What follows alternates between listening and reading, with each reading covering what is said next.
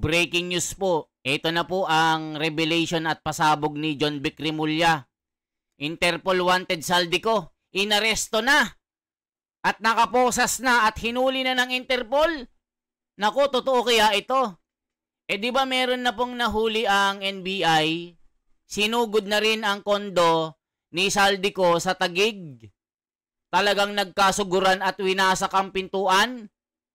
Ito po ang kumakalat mga kababayan at meron pang 8 na dinampot na ng NBI. Matindi po ito mga kababayan.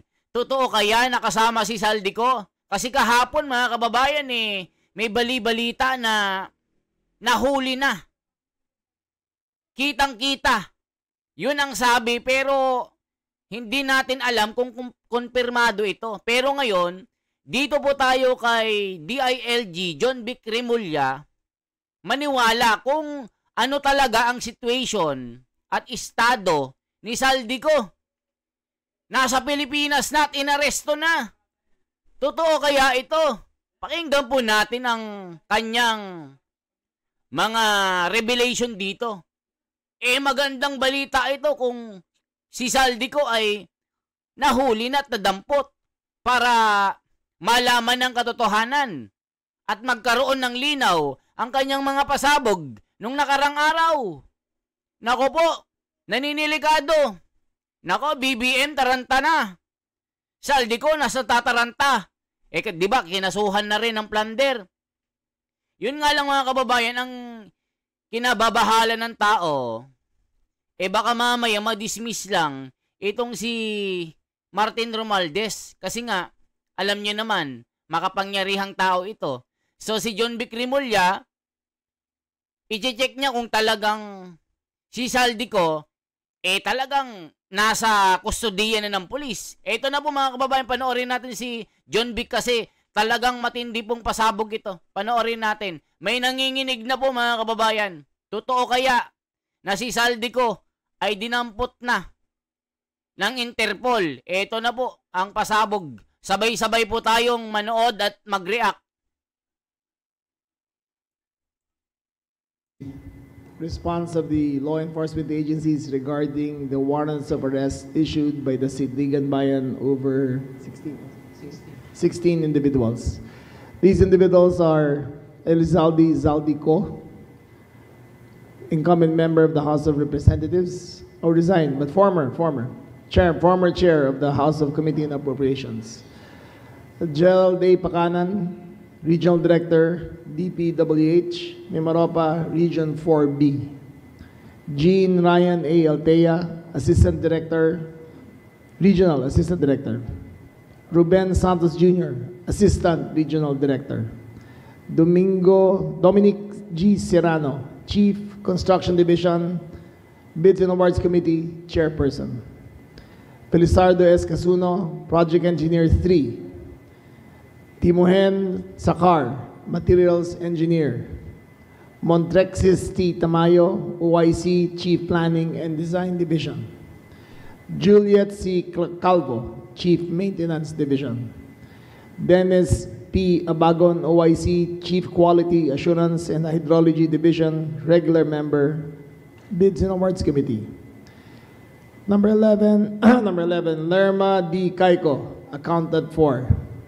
Number 12, Grace D. Lopez, Regular Member, Bids and Awards Committee. Number 13, Frederick Carl Camero, Vice Chairman, Bids and Awards Committee. Number 14, Aderma Angeli Alcazar, President and Chairman, Board of Directors, Sunwest.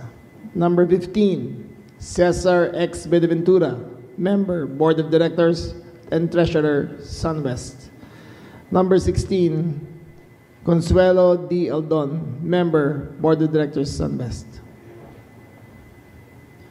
Now, next in the slide is the members that have been arrested. Andiyan na ba? Ito na yung mga mugshot. Ito na po yung mga mugshot ng mga nahuli. Isa ba si Saldico dito, mga kababayan? Panoorin po natin.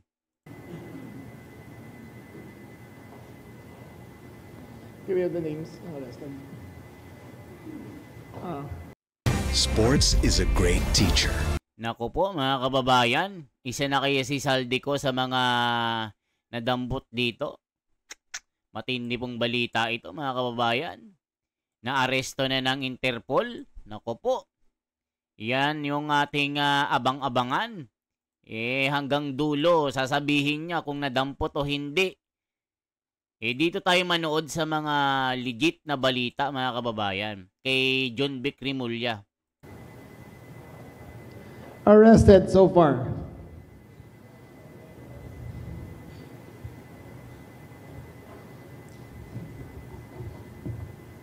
Nako po. We have Gerald A. Pakanan.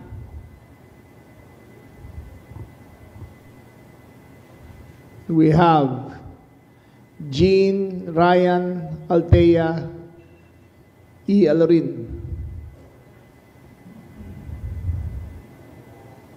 We have Ruben Santos or De Los Santos. We have Dominic Serrano. We have Felizardo Casuno.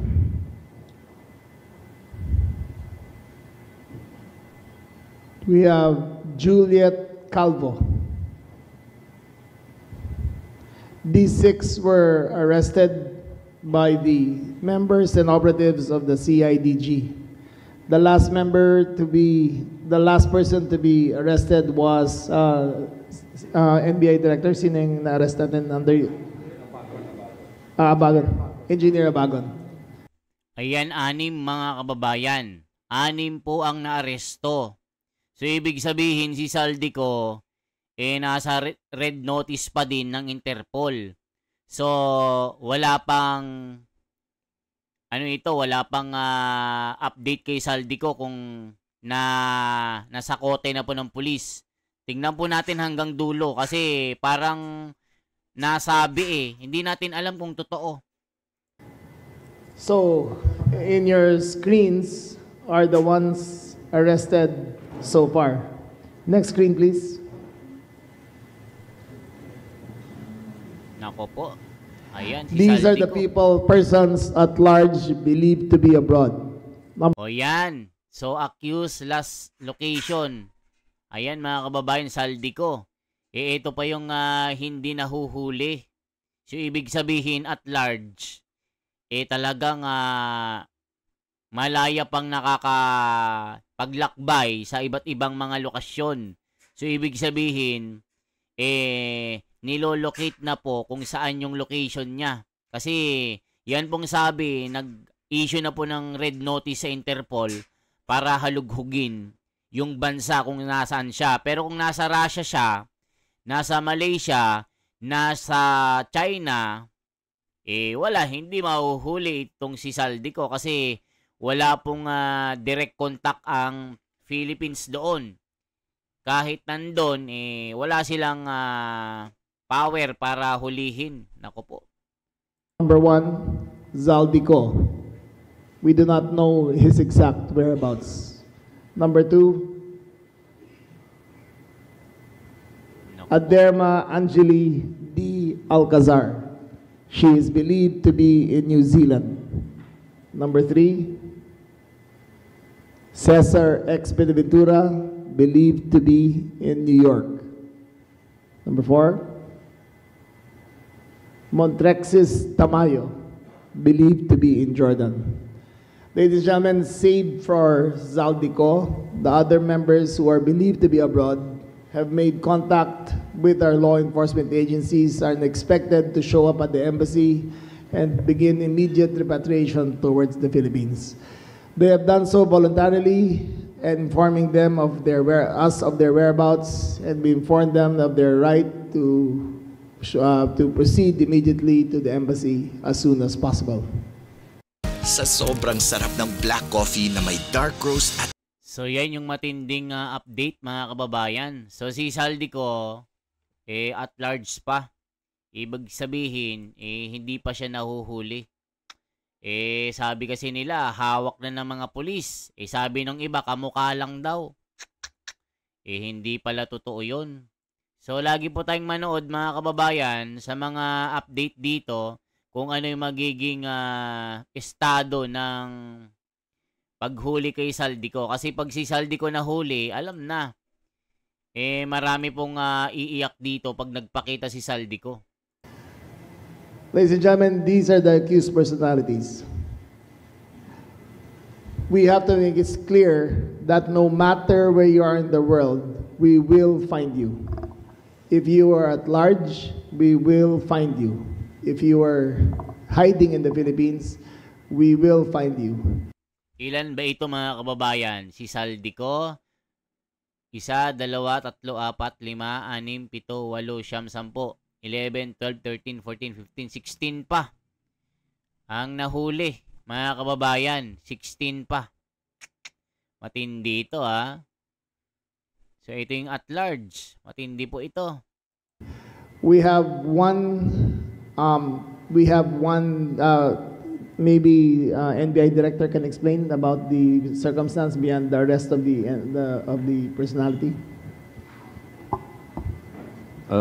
Engineer Dennis Abagan was arrested in Quezon City after a failed service in his known address in Cavite. He was arrested on a Sunday early morning at Sikatuna Village. Arrested with him were the stay-in helpers or a couple assisting him.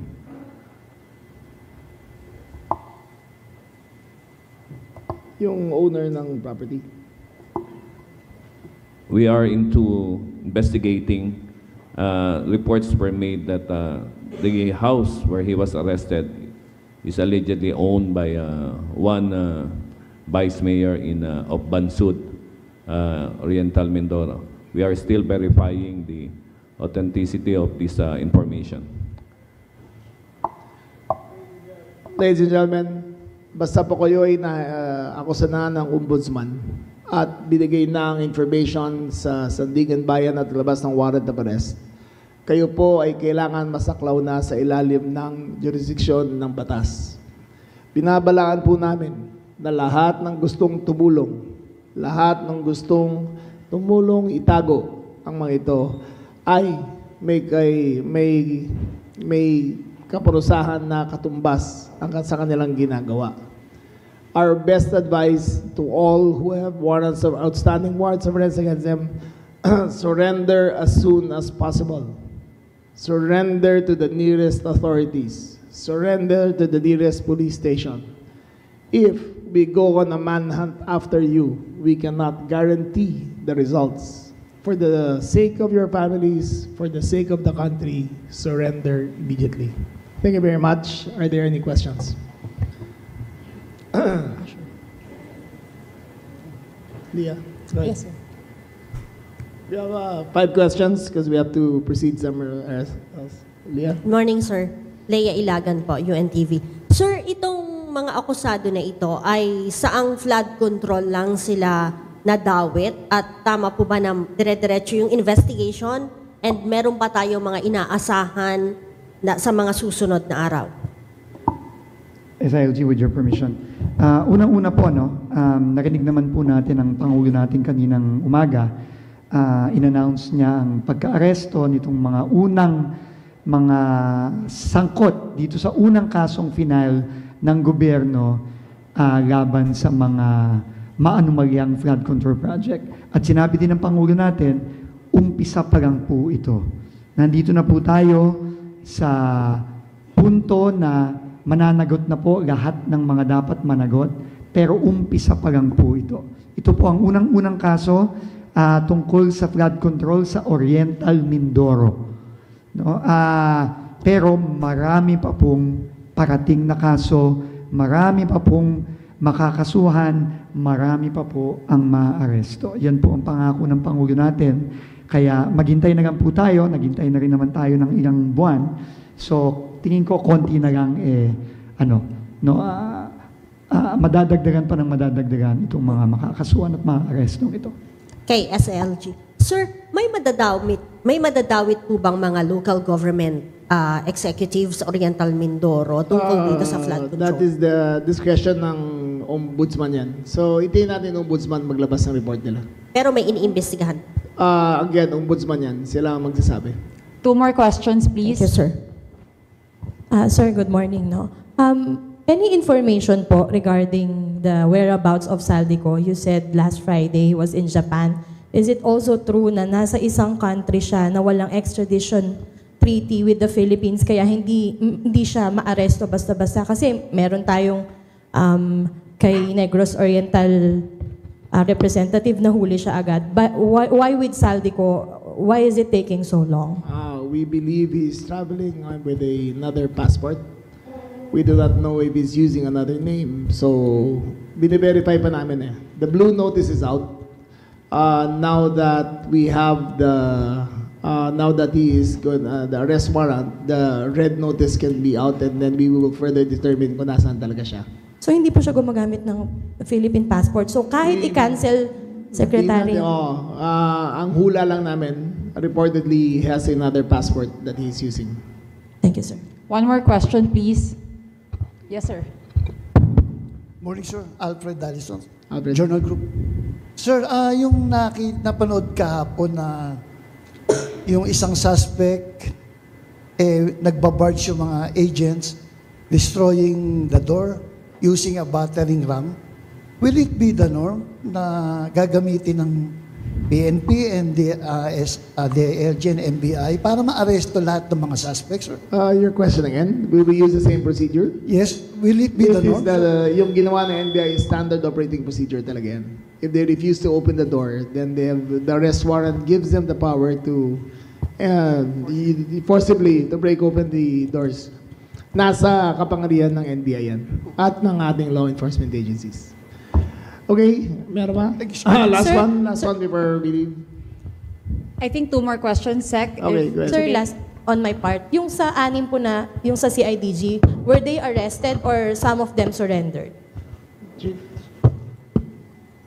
The first one, in the name of Gerald Pakanan, surrendered, and after that surrender,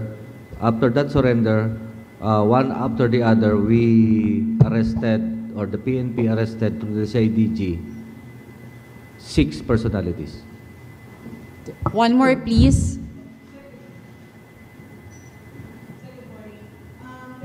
Banggit ng NBI na alleged vice mayor yung may-ari ng bahay na inaresto si Director Pakanan. No. Hindi siya alleged. We have determined that he is the owner of the property. Ang didetermine namin kung ano ang nature ng kanyang stay sa lugar na yan. So, until we determine kung he was renting or he was being hidden, wala pa kaming definite statement kung anong status ng kanyang investigation. Meron pong kaso, Sec? Again, we cannot say until we determine the exact state of the arrangement kung bakit siya doon. Ano pong ginagawa ng office nyo para po matiyak na walang political intervention? Ay, wala talaga. Wala talaga. Nahuli na. So, what you see is what you get. There is no political intervention here. Okay, thank you very much. So dito mga kababayan, nalaman po natin, ano naman ang sinasabi ng mga tao? Sa lahat ng DPWH involved, hindi sa Bulacan para patas. Hindi pa rin masaya ang ibang Pinoy kasi ang dami pa ring reklamo. Hirap talaga i-please sa mga Pilipino. Parang may kulang naman talaga. Nakatakas na yan, dapat ihinuli nyo muna. It's a good start, shame campaign is needed. Unahin yung mga senador at kongresista dahil sila yung malaki ang ninakaw sa pera ng taong bayan. Ang kinasuhan nyo, baka fali nyo lang yan para i-report kayo sa taong bayan. Siguraduhin nyo lang John Vic matibay ang kaso laban sa kanila na dadala na kami sa pambobola ni BBM. Nako po mga kababayan ko. Sabi kasi ng iba, itong ginagawa po nila mga kababayan ay cover up lang. Pero yung mga malalaking isda, wala pa ring nangyayari. Ito po ang reklamo ng mga taong bayan na si Juan de la Cruz. Na tila nirarush po nila para daw to please the people. Ayan ang sinasabi, parang Erwin Tulfo, bend the law. Mga kababayan, so anong masasabi nyo? It's enough na ito ang gawin nila. Pero yung totoo mga mastermind, wala naman. Mga kababayan ko, kayo magsabi, kayo ang mag-comment. I-share nyo yung video ito. Satisfied na ba kayo, mga kababayan ko, sa ginagawa nila na kunwari, ito na yon, nahuli na, kunwari, may hinuli na, masaya na ba kayo o may kulang pa? I-comment nyo po mga kababayan. Yan lamang po, ako si The Wonders Philippines.